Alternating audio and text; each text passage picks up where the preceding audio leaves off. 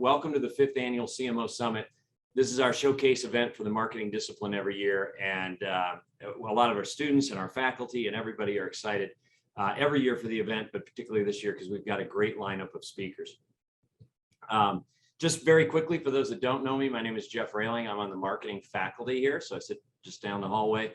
I primarily teach our senior capstone course. I know I've got quite a few students here on, of my students here in the meeting. Welcome to all of you. And I also serve as the director of the Center for Marketing Solutions, which is a research center here. We've got 11 of them at the business school. I lead our Center for Marketing, and one of my responsibilities in leading the center is to develop ways to uniquely connect our students to the marketplace, whether that be through classroom projects, speakers in the classroom, or events like this one. And that's really what led to the CMO Summit that started 5 years ago. We partnered with Forbes, got a couple of our alumni to come back and talk, and it's kind of taken off since then. Last year was our biggest event to date, and registrations as of this morning now make this one our biggest one to date. I think we're well over 300 registrations, and really excited about the series of events that we have planned for you over the next couple of days. So that's enough about me, other than I've been a lifelong marketer. I've been in academia for about 10 years. I love this discipline. I have a passion for it. I try to bring that to the classroom. And I know the speakers we've got lined up for you over the next couple of days are going to bring that same passion. And I can't think of anybody better than who you're about to meet here in a couple of minutes, Jeff Charney. So just very quickly, just going to adjust something here real quick for me. I just want to thank the university. This is a university event, although we host it here at the business school. I have tried to stay college agnostic since we started this. I've had speakers from that was a major in philosophy, from the School of College and Engineering, from the business school certainly, and our first speaker today is actually from the College of Information and Communications and had a degree in journalism. So marketing is a very diverse discipline with a lot of pathways to success. And I always like to say, it doesn't matter where you start, it's where you end up. And if you've got a passion for what you want to do, and I think you're going to hear that from our speakers these next couple of days, you can achieve whatever you want. And these are just great examples of that. So we always do this in combination with the American Marketing Association as well. So our student chapter, many of those members are attending the event today. You're going to hear from a couple of them later. They're actually going to moderate our panel later this afternoon, some of our students. So it's a terrific event. We've had terrific reaction to it. And it's been one of the easier asks that I have to make when I reach out to some of our alumni and our special guests to say, hey, would you come back and give to our students? Most of them jump at the chance. And we're very, very thankful for them taking their time out of their busy schedules to do that. So, you know, speaking of that, our first event today is with Jeff. You're going to meet him shortly. We'll follow that up at about 2:45 with what we're calling a fireside chat. Cynthia and Patrick are awesome. You're going to enjoy meeting them. We're going to really focus on the idea of diversity inclusion and how that's shaping business strategy as well as marketing strategy. They're just phenomenal people. It's going to be hosted by Dr. David Crockett, who does a lot of his research here at the Moore School on social justice or social injustice. And I think you're really going to enjoy meeting the three of them. And then we're going to have our young alumni panel later this afternoon and a networking event tonight. Again, all the events are virtual. You use this same link, and I know a bunch of you had issues with the link. Just if you have to copy and paste it, we'll keep trying to get that resolved. But you know, that's kind of the plan for today. You can come and go in between sessions, but I hope you can join us for the entire day. Just not many rules for today, other than I just talked to you about the Zoom link. And keep your audio on mute, though, if you would, just so we can minimize the background noise. Please chat questions. I'm going to monitor those while our speakers are talking. I'll call on you at the appropriate time, or Jeff may in this first session. But we'll do our best to get to your questions. And Jeff just told me he's got time built in for your questions. And then one of the things I always do when I go to an event or I hear a speaker is I always challenge myself to write down 4 things that I didn't know. And I challenge you to do that. And I've actually got a book in my office where I keep all these things written down. And if you take an hour out of your day and you sit and listen to somebody with a different perspective, and you can write down 4 insights, 4 things you learned that you didn't know before, that was probably a pretty productive hour, and you might be able to put those to good use. So challenge yourself to write down a few things you didn't know. So it's thought starters, ideas, things that maybe someone talks about that you hadn't heard of before. And then, hey, bring them to class. We'll talk about it when we can. So the theme of the entire summit for these couple of days is what we've titled Marketing's Moment in an Era of Disruption. And we are living in an era of disruption right now. There's not an industry I can think of that hasn't been disrupted in some way by lots of different things, whether it's the advancement of technology, new business models, COVID, ice storms in Texas, new products and innovation. And you know what? Another great form of disruption is marketing. Great marketing strategies, communication strategies, et cetera. And I wanted to really use that as my segue to introduce you to Jeff, who we just could not be happier to have with us today. He's excited to be in front of you. He just told me that. And let me give you a quick introduction. You can see just a few highlights here. He told me the other day when we were talking on the phone that I didn't realize is Progressive is now the #3 spender in marketing in the country, with Amazon in the first position. You've probably heard of them. He just was won a Marketer of the Year award and has been recognized at the White House and other places. But just quickly, our speaker this afternoon is likely no stranger to many of you. Jeff is the CMO of Progressive Insurance. He's not like most marketers out there. The way he runs his department is different. The way he approaches creative is different. The brand icons he's created in the Aflac Duck and Flo from Progressive are different, as well as the many other characters in Progressive's network portfolio. That difference has led to countless national and international awards and recognition, the latest being named the 2021 Brand CMO of the Year by Ad Age. I can't tell you how impressive that is. I've been reading Ad Age for my entire career. It is the go-to in this industry. From the formation of an integral agency before it was even a thing to creating a first ever network approach to marketing, Jeff's been a true pioneer and a disruptor in this space. And I'm expecting no less from his presentation today on risk. With that, let's turn it over to Jeff. What's going on, guys? I hope you can see. Let me share my screen here. I got to stop mine first, you got to stop yours and I will do it. Nice to see you. I'm going to do this real quick. Try to make it work. We've got a little technical difficulties here. Hopefully you can see something coming up. It's coming. Okay, here we go. And we're going to talk about risk. And again, I can't see you out there. I don't want to die for them to miss me. Yes, I see the things that they wishing on me.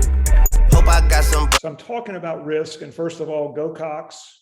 It's good to be back. Hopefully you can see me. I can't see you. I wish I was there in person. And one day I will be back in Columbia, and I can't wait to spend time with you. But thanks for coming. We're talking about the most feared letter in marketing. Not for me, it's my favorite letter, but that letter is risk. And if you think about disruption, and again, Jeff, great disruption. If you can't risk, you're never going to disrupt. So we're going to talk about that for a little bit of time here today. And I really want to tell you, this is not, I'm after lunch, and this is the toughest position to be in after lunch. So if you think that some insurance suit is going to be clicking through some slides, some tired PowerPoint slides, you're wrong. If you think you can coast through this presentation, you're wrong. I will call on you.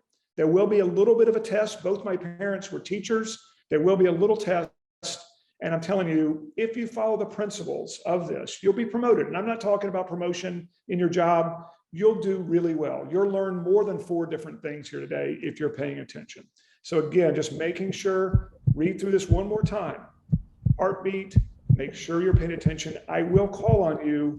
Just be careful. Be careful. I might even call in some people out there. I know a couple of you out there, and just be ready. You guys hanging in? Here we go. I'm not talking about this kind of risk.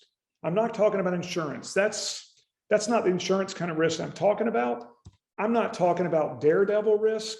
That's not the risk I'm talking about. The risk I am talking about is, I've been studying this all my life. I've been a risk taker all my life. Even at Carolina, I mean, I was always pushing and pushing and pushing and pushing. And I realized after many, many years in this field that risk, one size does not fit all. I mean, it just doesn't. And if you look at the world today, how risky are you? There are people that are pretty conservative. You know, that could be you. There are people that are more moderate. That could be you. There are probably people even more aggressive. I'm very aggressive in risk. You might be more aggressive. But if you think about the world as it is, where is the world right now? The world is right there, 54%. They're not big risk takers. And these are people saying they're risk takers, which means that number is even less. But this is where the world is. This is where the world is. So let's keep going. Today, I'm going to look at you. And at the end of this, at the end of the presentation, and hang in there with me for the entire thing, you will know your risk quotient.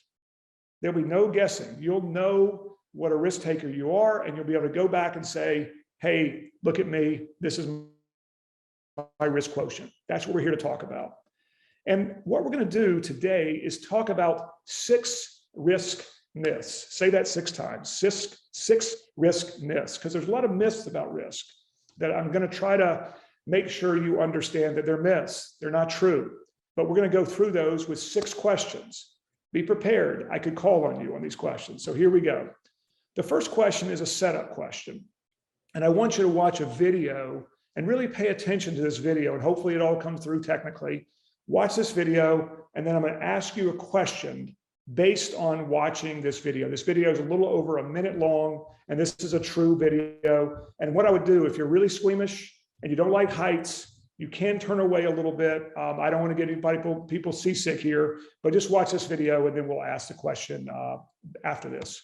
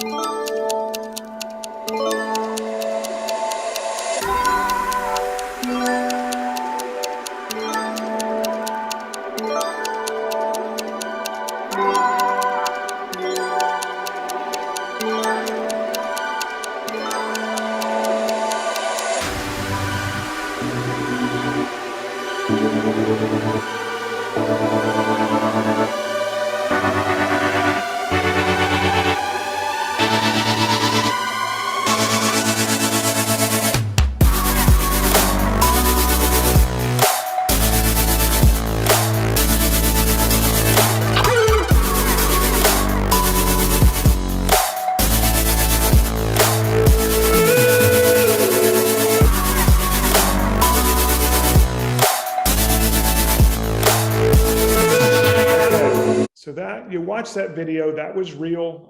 This person really did this, and that's the reason I'm talking about right now. She disrupted, and once she got down off this building in Dubai, she was arrested. But the question, that's not where I'm going. The question on this is true or false. I'm starting this as true or false. The best risks are generally all or nothing propositions. Is that true or is that false? I want you to think about it. This is an honor system. Write this question number 1 on a piece of paper and say true or false. The best risks are generally all or nothing propositions. Okay, have you written them down?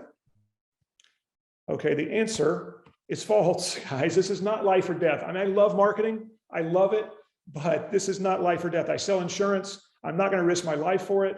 But, you know, it's not all or nothing. So let me go deeper into this. We have a Goldilocks theory, and it's something that we use only at Progressive, and it's a very simple Goldilocks theory that I know you'll be able to relate to.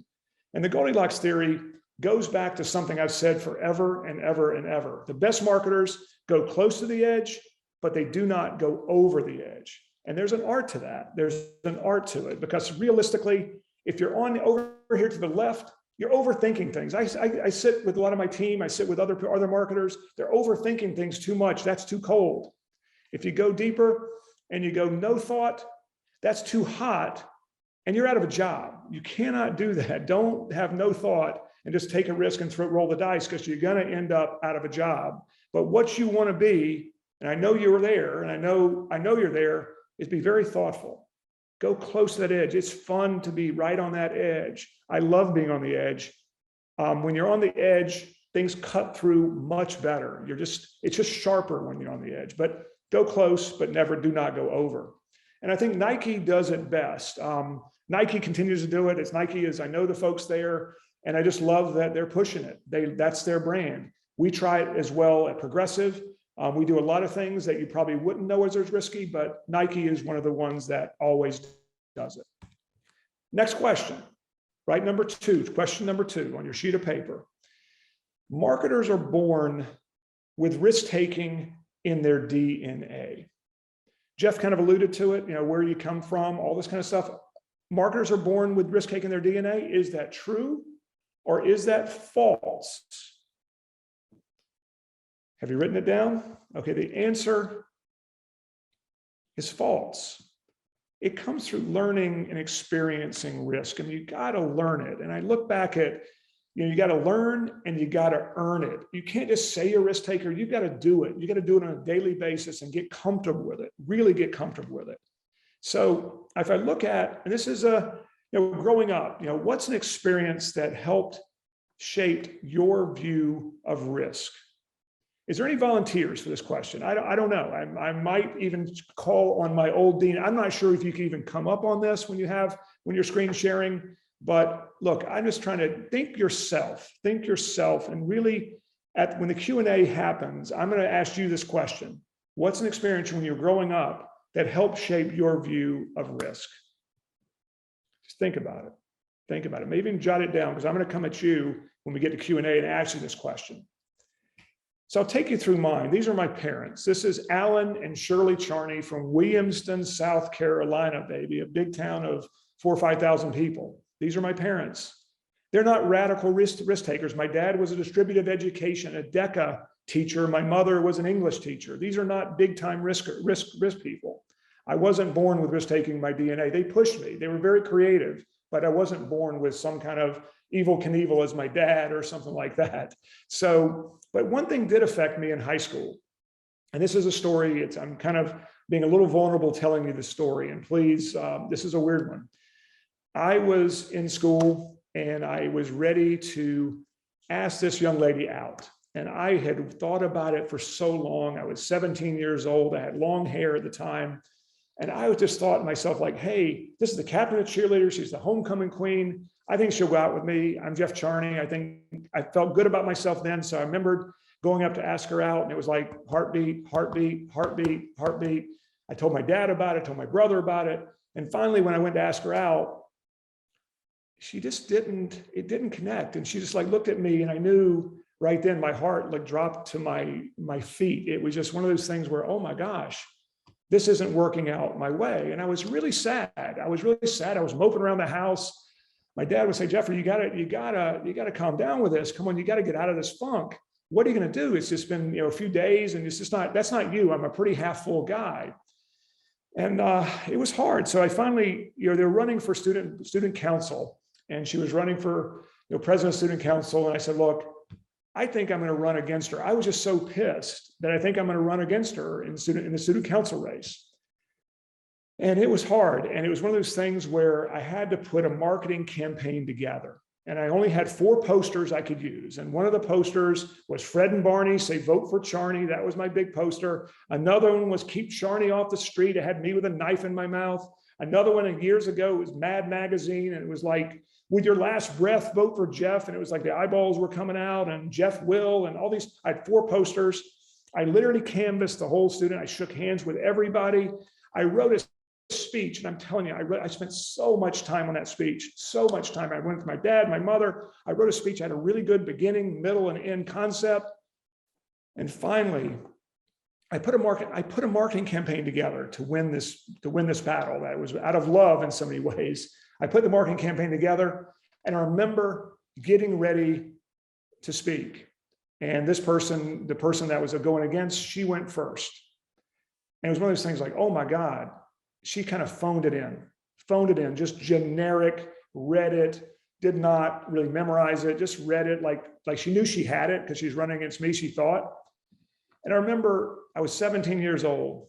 I was looking at the whole assembly of all these kids out there. And I've never felt more confident in my life than I did then, because I was ready. I had that speech, beginning, middle, end, funny, witty, interesting things. And right after that, they had the election. It was right after that speech. And the student body left to vote. And I felt so good, so good. And lo and behold, drum roll, please. I actually won. And I won big in a wonderful way because of marketing. And I said right then and there, at 17 years old, I'm going into marketing. If I use marketing out of vengeance, imagine what you could do when you use marketing for the greater good, because I was pissed. But I'm going to use marketing for the rest of my life. I'm going to be a marketer for the rest of my life. I'm going to try to be the best marketer I could be and try to do great with marketing. And it's just one of those things that affected me as a kid. I'm going to ask you that same question when we go to Q&A. So be ready for it. Then fast forward many years ago, I'm a Simpsons freak. And I was working for a pretty conservative home builder in California called Kaufman and Broad. And I said, look, I was a Simpsons person. This was the 10th anniversary of Simpsons, to tell you how old I am. And I said, look, I want to build a Simpsons house. I'm going to spend $500,000 to build a house in Las Vegas, right in Henderson, Nevada. And I watched 96 episodes of The Simpsons.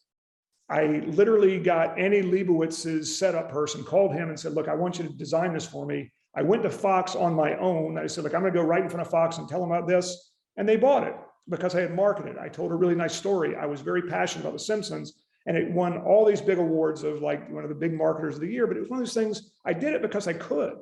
And there was nobody holding me back. My boss was just a really good guy and said, look, you go. You're a creative guy, you go. And it was wonderful. And that's just, I've done thousands of these things all my life because I think differently. I try to do things that haven't been done before, and they always work. And I encourage you to take risks. But it was one of those things that it cost $500,000.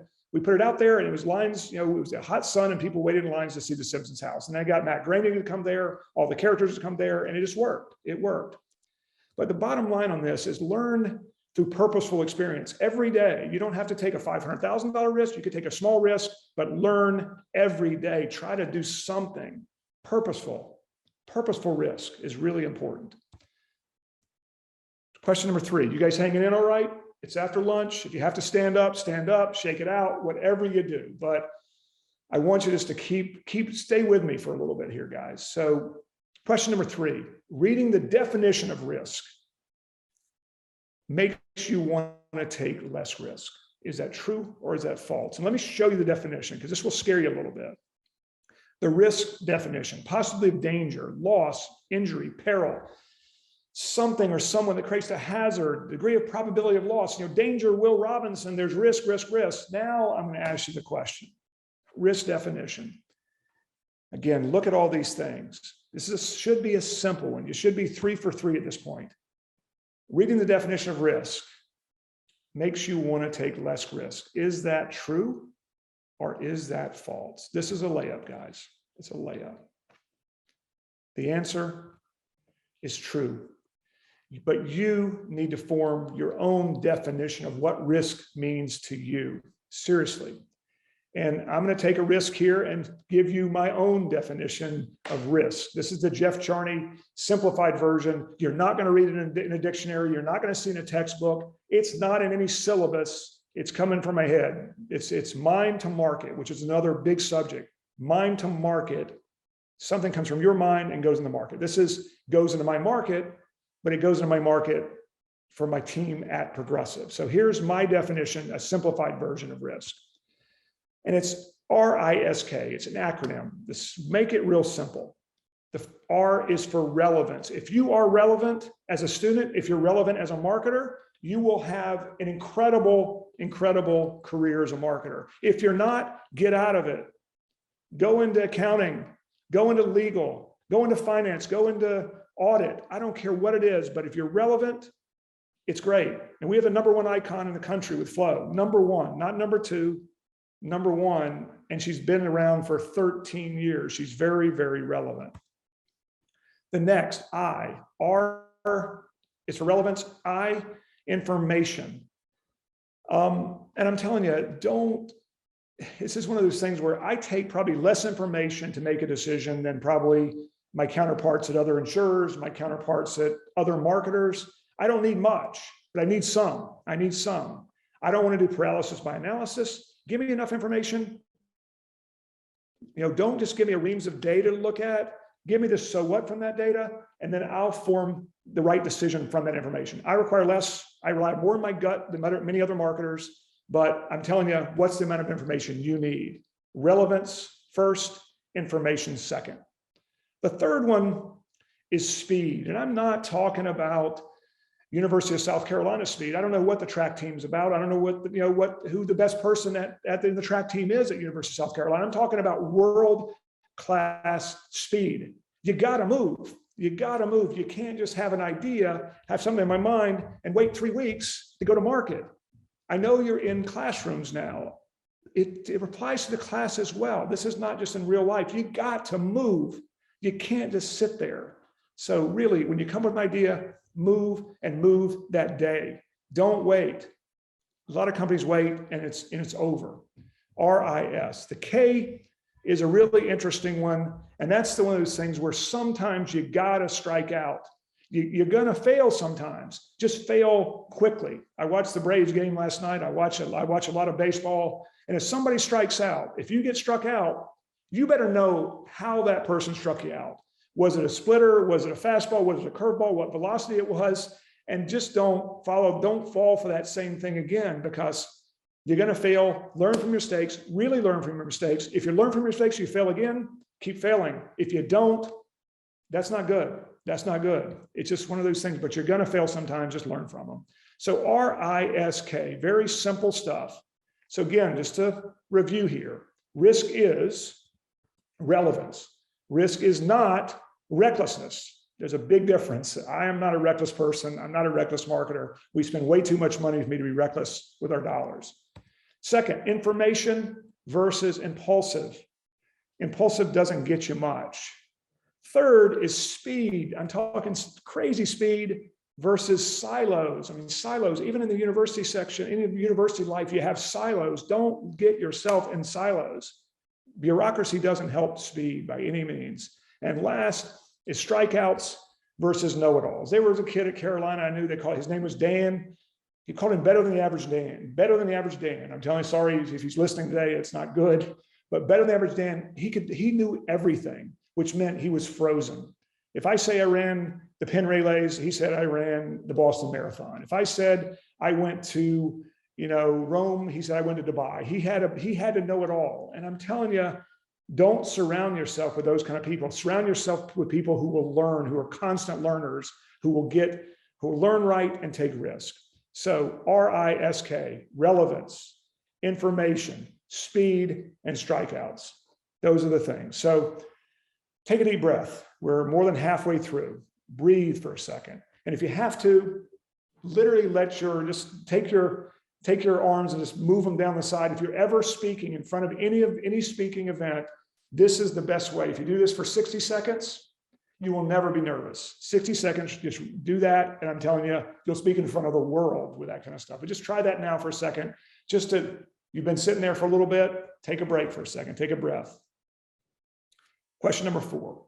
Across the industry, marketers are taking bigger risks now than ever before. Is that true? Is that false? I'm talking marketing as a whole.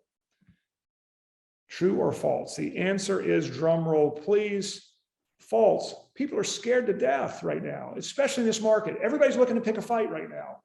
And unfortunately, marketers have gone into creative hibernation. When the pandemic hit, it was unbelievable. Think back, almost 600 days ago when the pandemic hit, all of us as marketers were on the same starting line. Same starting line. I looked around and said, why are these people at the same starting line as me? They don't belong here. I've been taking risks all my life. Everything started differently. Then we took off, and then the best athletes always win. I'm telling you, just don't go into hibernation. You got to continue to take risks no matter what the situation is. So here we go. I'm going to take you back a little bit, go way back. You guys many of you weren't even around in 92 when MTV's Real World came in 1992. It wasn't really Real World. It was reality-based. It was one of the first reality-based programs. It wasn't necessarily real, but it was very, very entertaining. Very, very entertaining. So 1992, that's that. The second part, in 2004, the Janet Jackson effect. And I look at this, that wardrobe malfunction, was it real? Was it not real? It doesn't matter. It happened. And after it happened, marketers really got nervous. Oh my gosh, look what happened. This is terrible. And ever since 2004, all the Super Bowl advertising has just not been up to par. It's not been good. It's sad. I will never be in the Super Bowl because I am with the company I keep. I don't want to be with people that are scared to death to put good stuff out there. That was 2004. Let me go further here. In 2008, that's, again, there's a lot of different dates when you think about social media, but the social weaponization of social media really happened big time in 2008. Before that, people were getting letters, who cares? People were getting emails, who cares?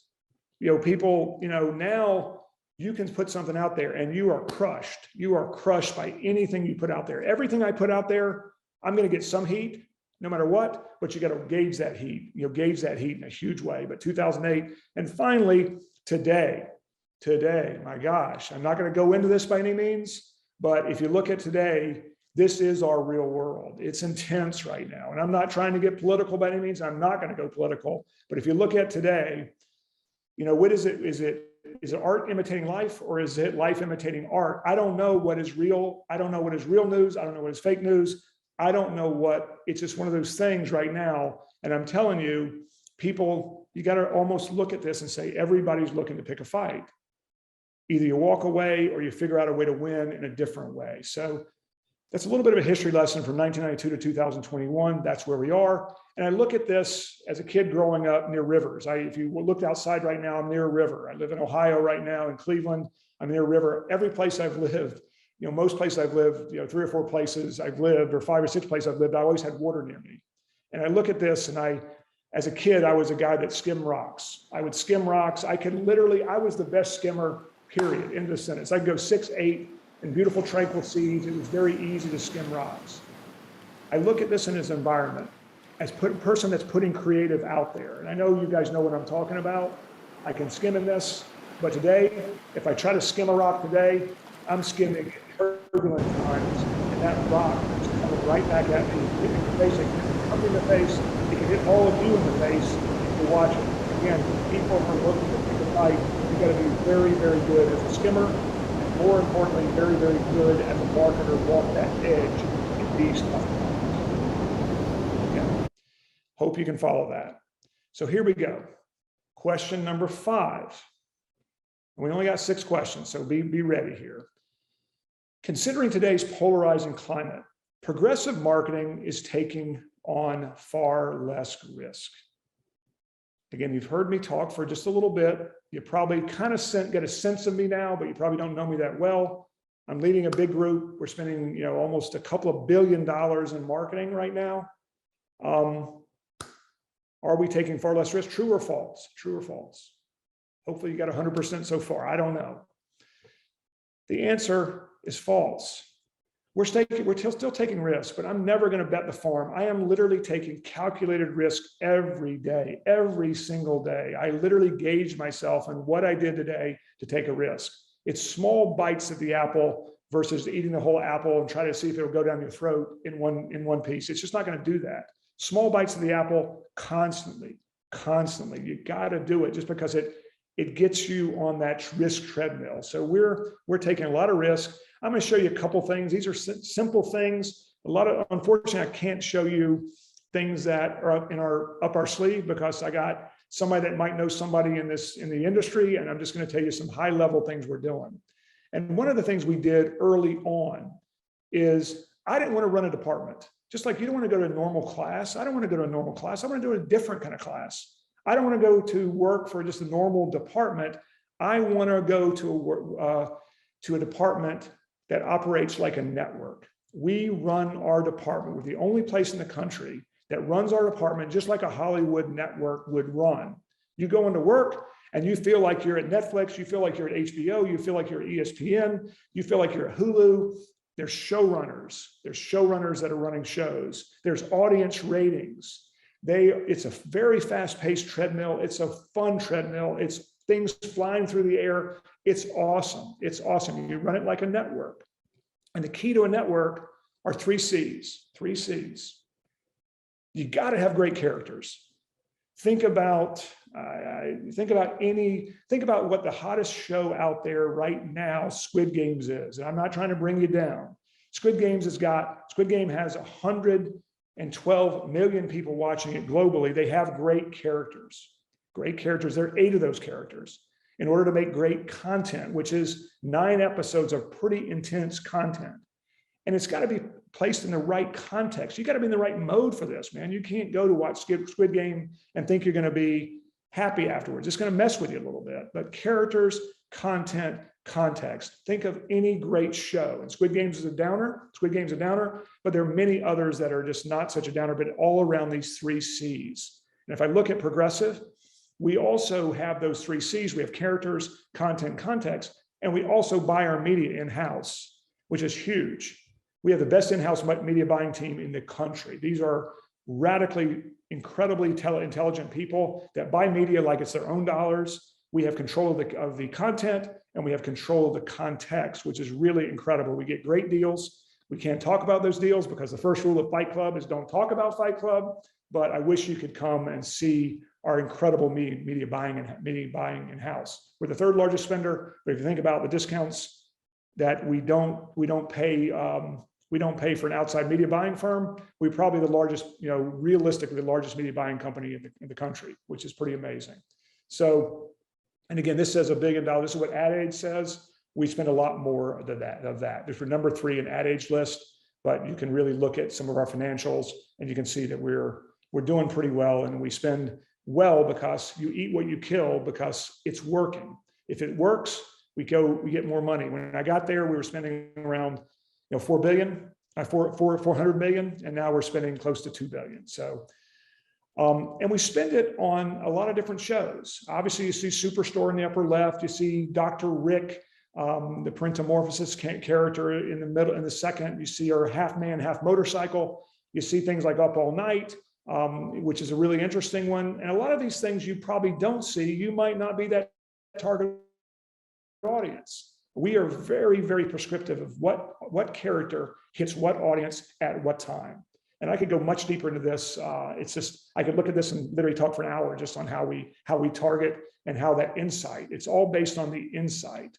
The insight of Baker Mayfield, for example, we all call someplace home. He just lives in a 68,000 foot stadium, 68,000 seat stadium. Superstore, Flow, it's heaven, which is really, it's a positive white place, positive light place that deals with hellacious shopping for insurance. It's pretty hellacious to shop for insurance, on and on and on. And the most one that I would really speak to you about is Dr. Rick. We all become our parents.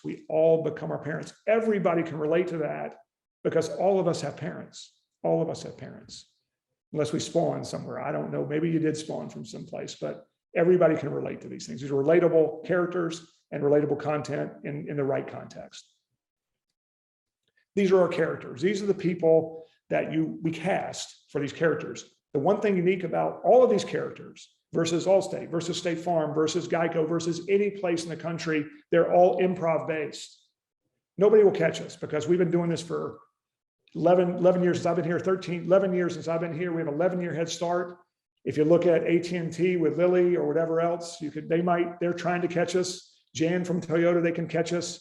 But literally these improv characters become real characters and they're all improv. If you went to one of our shoots, you would love it. It's just like great energy, constant energy. All of them are just playing off one another. We write script shells, and then what happens after that is wonderful. These are wonderful people and very, very, very talented in their improv nature. And the others that are trying to copy us, even Kate McKinnon, from SNL, who's a great improv character, those are scripted Verizon commercials.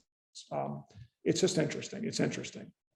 This is one that is not, it's not the absolute favorite of one of mine for Superstore, but this is during the pandemic. The first couple of months in the pandemic, everybody was doing doom and gloom kind of advertising. Everybody had to have, mask on, and there were ambulances, and there were, fire alarms and all, fire engines going through. And it was really a dark time where everybody was saying, during these unprecedented times, now more than ever, together. There were 400 ads that were saying almost the same things. They were powerful and they were emotional, but think back almost, 600 days ago, we said, look, we're going to put something out there funny. Nobody was putting out anything funny, especially at the velocity we were putting them out. And we put this work from home campaign together where it was just real stuff. And we filmed our characters trying to work from home. And here's just one of those spots. All right, so I'll start. Oh, Oh, do you want to go first? no, I don't. You go. I was just going to say on slide 7, talking about bundling and saving. Jamie, you're cutting out. Hey, whoever's doing that, can you go on mute? Oh, my bad. I was just saying there's a typo on slide 7. Bundle home and auto for big disco snouts. I think that's supposed to say discounts. You sure about that? Hey, can you guys But again, see it me? seems pretty logical now, but at that time, nobody was doing humor. Humor was not something people were going for, and especially humor that was funny because it's true, which is our form of humor.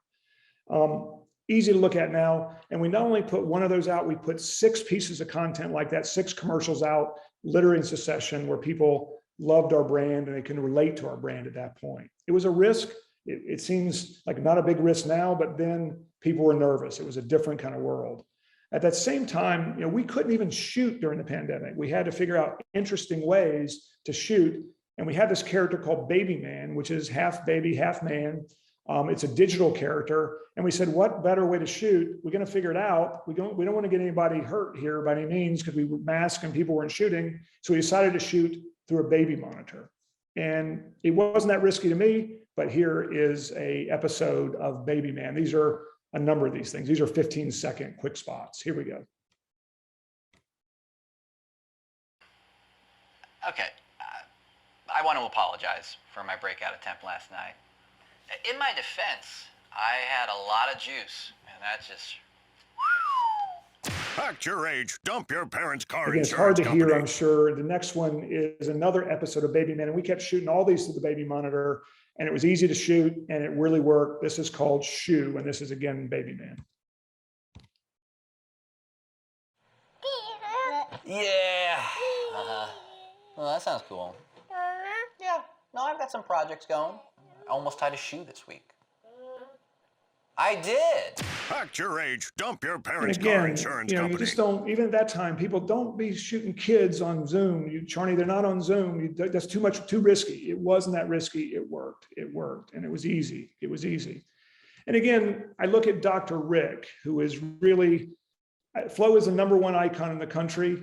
This guy has the potential to unseat Flo. Dr. Rick, this is just one called Game Day Shopping. And I want you to look at this, and they're probably, to look at it from an analysis point of view, it's not something you hear Progressive very much. You're putting just entertainment out there. There's 7 little smile moments you'll hear in this ad, but there's not heavy. You don't have to jackhammer that Progressive message or your message out there. You just got to put really good content out there.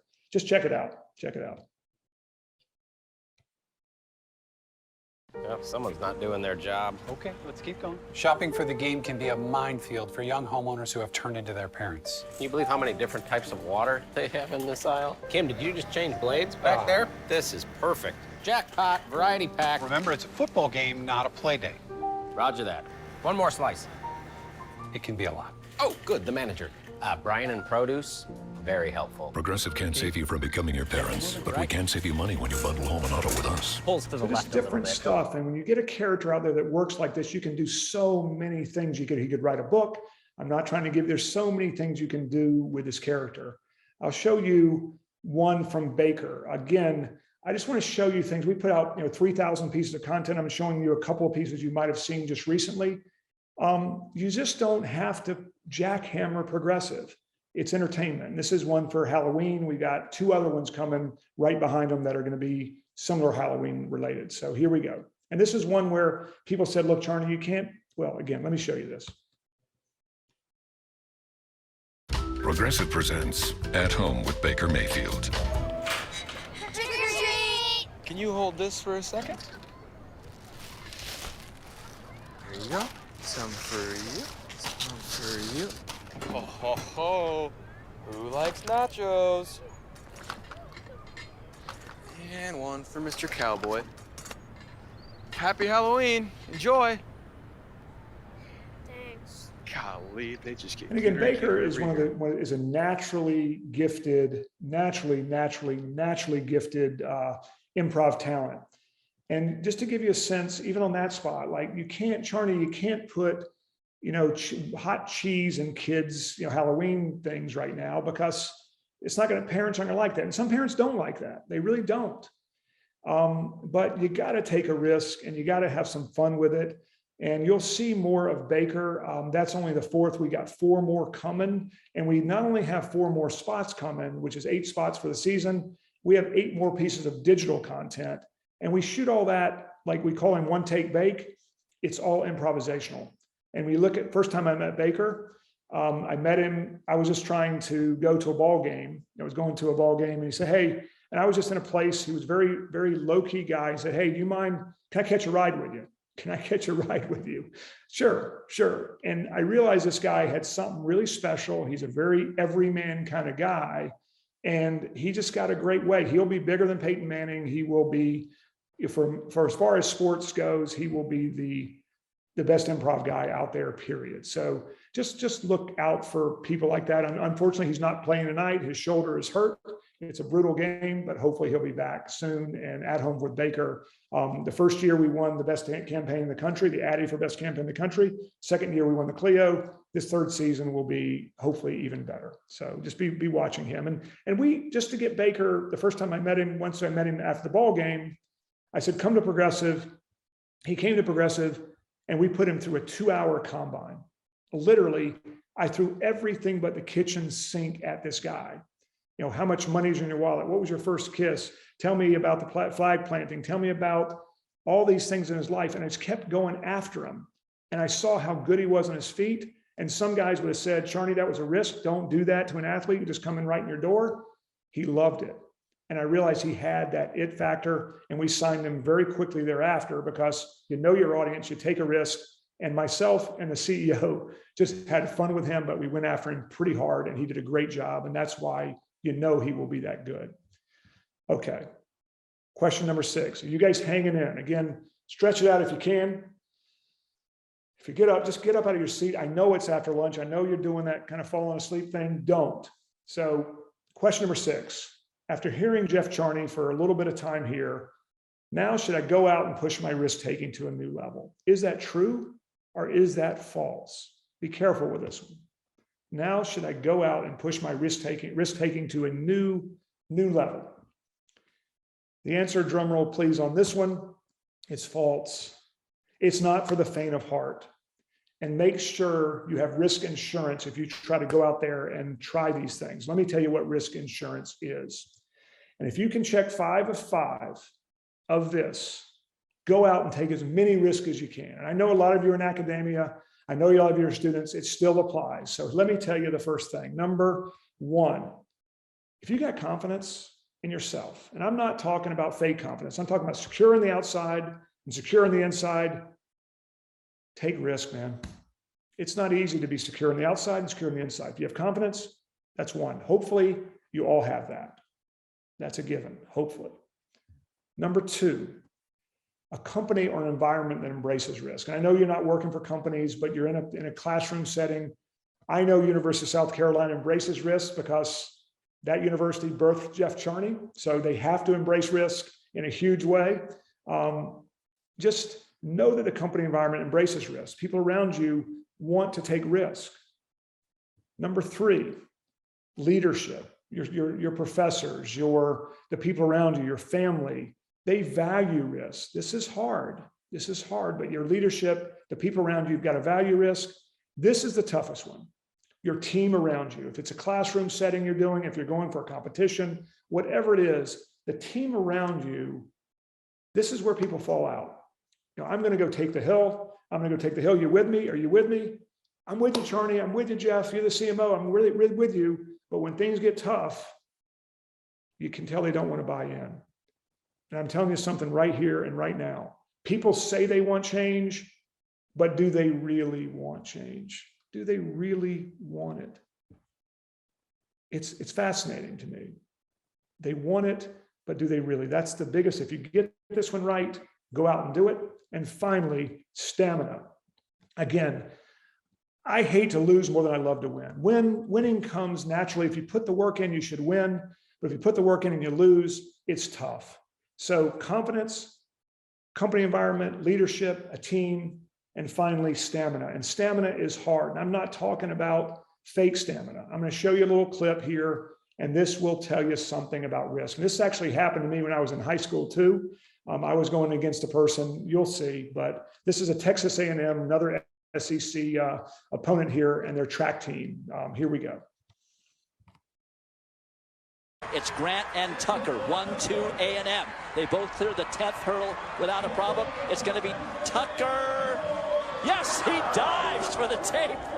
He was second last year. He wasn't about to leave it on the track, and he wins it. It's one. Look at this battle down the home stretch. Think about what their practices are like. If they're battling like this on race day, you can see that Tucker just finds that extra gear as he clears that final hurdle down this stretch. And then look at this finish. Diving, he goes Superman style across the finish line to get the victory. And again, I look at that and I say, am I his coach? That's great. That's great, man. Win. Know what it feels like to win. So again, coming through all six. And again, you guys have been a good audience. I hope you're ready for questions in a second. I'm going to open up for questions, and I'm going to ask you some questions as well. And I got one little closing thing. But again, the best risk or all or nothing proposition, you know that's false. Marketers are not born with DNA. You got to practice. Early on, you can practice. Even if it's not too late now, try it today. Reading definition makes you want to take less risk. Find your own definition of risk.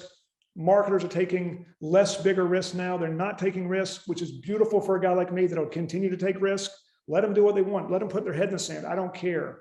Considering today's polarizing climate, marketing is taking less risk. We're taking a little bit less risk. We're taking smaller.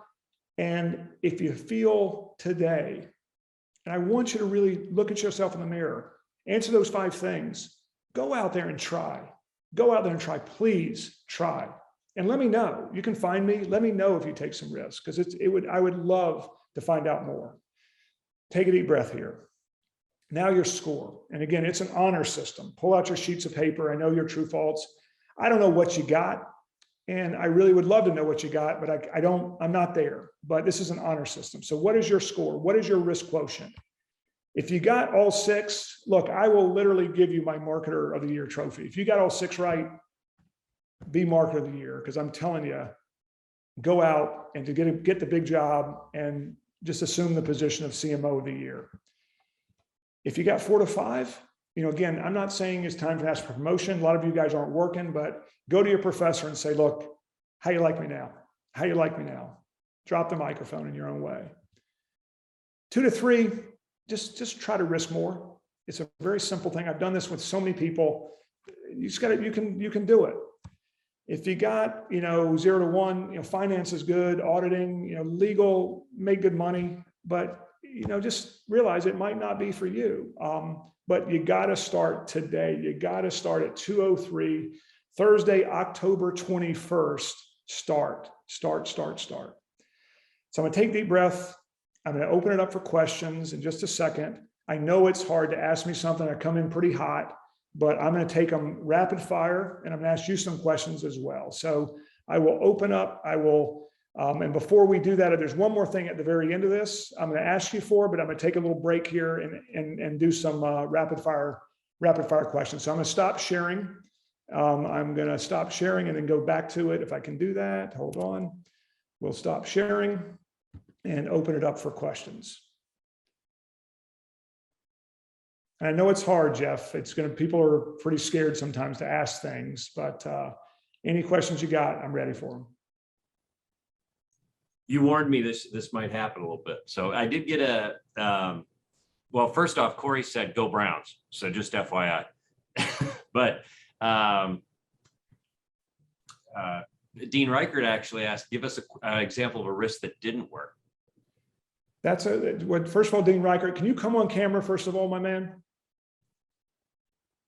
I don't know if you can. There he is. Good to see you. Good job. Great presentation. Appreciate it. Good to see you, man. And look at the tie, looking good, man. Looking good. Killing it, man. So first of all, is there an example I'll answer your question. It's easy for me, but is there an example when you were young, before you were dean, before you had the cool tie, was there an example where you took a risk, my friend? Yeah, I was just thinking about that. Thankfully, I've forgotten most of those risks I took when I was in high school. I'll give you an example. After I graduated from college, I was in Southern California selling media advertising for a few years and decided this was for the birds. Great, but for somebody else.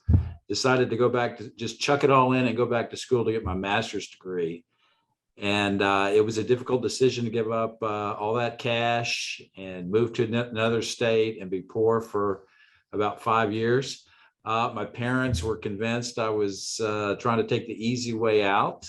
And so we didn't talk for about 6 months or so. So that was a difficult risk for me. Wouldn't trade it for anything. It ended up being the best decision of my life. So. Well, I love it. Thank you for being vulnerable with me, man, because I want to talk to you more. And to answer your question, I take risk every day. And a lot of the things, most of the things we do, digital stuff, we put sometimes too much money into digital stuff. And literally today, I put some stuff out there. It didn't work. It just didn't work. But I learned from it. I mean, you look, audiences don't lie. Audiences don't lie. The world of digital today, I could say it's working, and then you could see the numbers, they don't work. So there's too many examples, but I always learn from them. But that's a great question, man. And I'm telling you, your college next, I'm coming live to see you soon. Okay, my friend. And thank you. And then stay for the ending, because I'm going to have you lead something for us at the very end. We're almost there. Thank you for being you took a risk by being the first questioner. Thank you. Any other questions? Hey, Jeff, how about Olivia? You've got a good question. I think everybody would appreciate hearing your response to. Olivia, could you ask it? Yeah, absolutely. First of all, thank you for being here. My question, when you're early in your career and you face leadership that aren't necessarily open to risk taking, I'm just curious what you did when you encountered that situation and how you pushed them to embrace risk. Olivia, that's a great question. Thank you for taking that risk. And I'm telling you, there's always a showdown with Jeff Charney. There's always a showdown. Everybody, and I've never, knock on wood, I've never not gotten a job I've interviewed for. I never have. But they want that shiny new toy that is change. And ultimately, there's always a showdown, probably the first month or 60 days, where, look, you said you wanted this stuff and you didn't. And I always have a real blunt conversation with them. And that's unfortunately why I have left some of these companies. Progressive, I've been here 11 years, but the others, they didn't have the appetite that I wanted. They weren't as brave as I thought they would be. And they knew it and I knew it. And I wanted to go someplace where you can't grab them like this, but you got to almost, in some ways, you got to say, look, you hired me because you want to change, but you didn't. And it's tough. And you keep hitting it. You keep hitting it and hitting it and hitting it and hitting it. And then sometimes your head it's too hard. The wall's too hard. You don't want to keep doing that. And you gotta go separate ways sometimes, unfortunately. But I do love the people. They know it. I love every place I've worked, but I gotta be around people that are going to take risks big time. It's a great question. Thank you. How about Lauren Hogan? You want to ask your question real quick? Absolutely. What is one of the early risk-taking moments in your career, and how has it shaped your career? Early risk moments. I mean, I think, was that what you asked, Lauren? Yes. Yes. There was one that was really interesting, and this was one where it was regarding the President of the United States. And this is the biggest risk, one of the biggest risks I've ever taken. And I was working for a company called Homestore.com. It was a, Realtor.com, Homestore.com. It was a really interesting aggregator of homes. And Bill Clinton was getting ready to retire. I was getting ready to step down after a second term. And I knew he was going to be living in Chappaqua, New York. Hillary Clinton said they bought a place in Chappaqua, New York. This was Homestore.com was a place that had all these homes. So I told the person, I left it like 9 o'clock at night. It was .com world. I said, we got to find his home. There's got to be something where we got to find his home. It's got to be there in Realtor.com. It's got to be there. And this kid, Chuck Hoover, who's incredibly talented, he calls me at like 2 in the morning. So I got it. I think I got it. And he found exactly what it was. Chappaqua, he had the exact kind of square footage. It was 2 a.m. LA time, California time. So we called the realtor and said, hey, we got his home. We got his home. Can you give a tour of it for our website? Can you just give a tour of the home? And she did unfortunately, the biggest mistake and said, look, you can't really do that. No, come on, give us a break here. She should have just denied it, but we knew we had something big. We knew we had his home, and it was the .com age. We said, pedal the metal. We put an ad in the Washington Post, New York Times, and LA Times that we found Bill Clinton's home. Now if we could only find him a real job. This was afterwards. And it was a full page ad, and and we sent our CEO to give tours of that home to Chappaqua, New York. I mean, it was definitely guerrilla marketing at its best and worst. And literally the Secret Service calls me and said, look, shut that crap down, Charney, shut it down. My boss was saying, just go get arrested, Charney. That'd be great. And it'd be great for great for the website. I didn't want to get arrested, but we pushed it to the limit. And literally years later, I talked to Clinton about it, and he said, that was funny. I knew it was funny. I just wish you wouldn't have done it, but it was kind of funny. So I just do these things. It's just more for, if you can't, you got to entertain yourself sometimes, but it worked for us, and the servers went down. It put us on the map in a nice way, but you got to take a risk, and that's a presidential risk. Wow, well, that's at a pretty high level. How about Ashley Tran? You want to ask your question? Yeah, so I just want to reiterate what Livia said. Thank you so much for taking time to come speak with us. The message was very prevalent. I know it spoke to me great volumes. But my question to you is, well, a lot of times when we take risk, it's very tumultuous, difficult, and you feel very uncertain in a moment. But have you ever taken a risk that you felt that way, but at the end it was very fulfilling for you and very rewarding at the end? I think and again, Ashley, thank you for taking that risk. That's awesome. And every time you do, it's almost like even the greatest performers have stage fright, and you just can't, I will take a walk on the wild side with people. I like taking a walk on the wild side. It's just, I can't let people see me sweat. I can't have my hand being clammy. So every one of these things, especially when you're talking about tens of millions of dollars that we're taking risks with and your company's reputation, you always feel a little nervous. And I will probably tell my wife, I'll tell my dog, whatever it is, that I'm just a little nervous about it, but I try not to show it. And I'm being very vulnerable with you because you took a very big risk and asked me that question. It's a great question, but you're always nervous because, especially in this environment, it's brutal. You don't know what risk I took 5 years ago, I wouldn't take today because I'd get killed. And every day, I got 5 good kids, 5 wonderful kids, but one bad decision for those kids, it's not good for them. And you think about a company like Progressive, we're a $45 billion company, we have 40,000 employees. Every day, I literally lie awake and say, what could happen today? As long as those 11 letters are intact and the company's in great shape, I feel great, but every day you're nervous. It's a great question. Great question. How about Maggie? Why don't you ask your question real quick? Yeah, absolutely. So thank you again for being here. And I kind of wanted to touch on how you discussed getting your team to go forward with the risk that you're wanting to is kind of one of the hardest parts. So I wanted to know, what is the best way that you think to streamline that risk-taking mindset to the rest of your team? And even if you have the evidence to kind of back it up, how do you best get people on board to that same end goal? Well, that is, if I had that answer, I'd be even better than I would win CMO of the year 5 years in a row, because you can't, it's just, people tell you what they want to tell you, unfortunately. And the only thing that gets people that works is results. When they see it and they feel it and they can taste it, because they're ready to take the hill, kind of ready to take the hill. They're not fully ready, but when they see it, when boom, something happens, even like the work from home thing, which is simple stuff. Like, you can't do that. You can't do humor in a pandemic. And when you saw the people just going crazy on it, social, results matter. And results are the ones, I don't care who it is. I'm the biggest risk taker in the world, but if I got bad results, it's hard, and results do matter. And you got to do some little things with that team first, where they get results and they feel good and they get it under their skin. And once you got them, they won't stop. I'm telling the team I work with now, they'll always take risks because they felt it. Results matter. Scoreboard matters. Again, look, as I know we're almost at the end, I want to ask you a question, and I really want, Jeff, and you got to go with me, and Dean Reichert, you got to go with me too. I got one more risk, And this is the biggest of all, and it's going to involve all of you. And I wish I could have asked you more questions. We ran a little bit low on time, but I got one risk you want to take. And I'm going to start with you, Margaret. Will you take that risk with me? Yes, absolutely. Okay, Jeff, you're going to take the risk with me, man? Yes. Okay, so I'm going to go back on screen. I'm going to try something. So we're going to try something that hasn't been done before.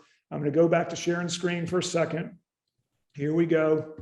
This could be good. It could not be good. So let's try to make this work.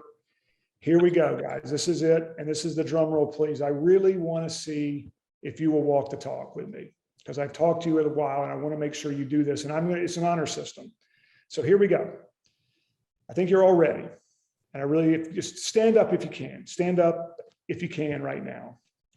And I'm going to show you, you can just watch this little thing. This was a spot we did. It wasn't a spot, a digital spot that just happened, and we happened to have a camera on. And I'm telling you, it's improv. We only got one take of this, and it was just these Superstore people just having some fun. It's called Acapella. This was a spot we ran, a longer spot we ran just on digital. So here we watch this, and then we'll ask you to do one thing for me.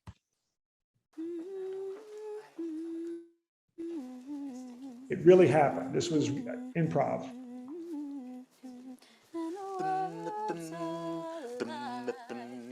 Sound of kids on the street outside. When you walk into the room, you pull me close and I start to move. Now we're spinning with the stars above, and you lift me up in a wave of love. Ooh, baby, do you know what that's worth? Ooh, heaven is a place on earth. They say in heaven, love comes first. We'll make heaven a place on earth. We'll make heaven a place on earth. Woo! That was amazing. We all just came together and did that? You're all so talented. So that really happened. We got one take of it. I wanted more than that. But here's the thing I'm going to ask you to do. Jamie took a risk by doing that, and Jamie does really well with his life. Flo and he are really good friends away from work and at work. They're very good, very close. But your challenge, if you choose to accept it, is I want you, and you don't have to come on camera because I know it's hard to get 100 people on camera, but your challenge is to stand up, and nobody's going to hear you. You'll probably hear me because I'll sing as loud as I can. But your challenge is to sing that song. I'm going to have you, it's going to be very easy. It's almost like karaoke. Just sing it because it'll make you feel better. You can put your microphone off. I don't care what you do, but try to do it. And Dean Reichert, we're going to go camera-wise you. I want you to try to do it if you can. And here I'm going to give you just a dry run right here how it works. So stand up, and you're going to see the name, all the words are on the screen. So here we're going to go. This is just a dry run. So let's just try this for a second. Here we go.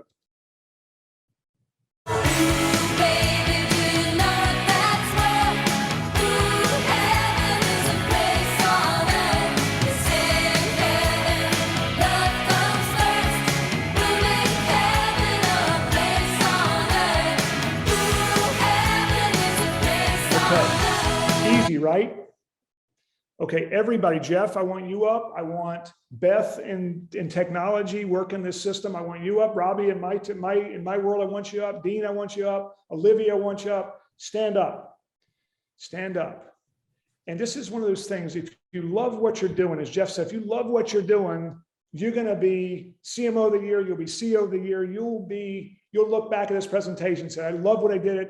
But if you don't do this, and nobody's going to hear you except yourself, but just try to feel it, because I'm telling you, marketing is heaven on earth. There's nothing better than marketing. The world is marketing, and marketing is the world. And you're in the best field of all time. Why shouldn't it be heaven on earth? So with that, I'm going to turn my microphone a little bit lower here, and we're going to do this one final time. Please do it with me. Here we go. I'm not going to go mute. Here we go. Let's go. Ready, set, go. Here we go. Second. Uh-oh. I'm muted. Wait a second. Let me try it one more.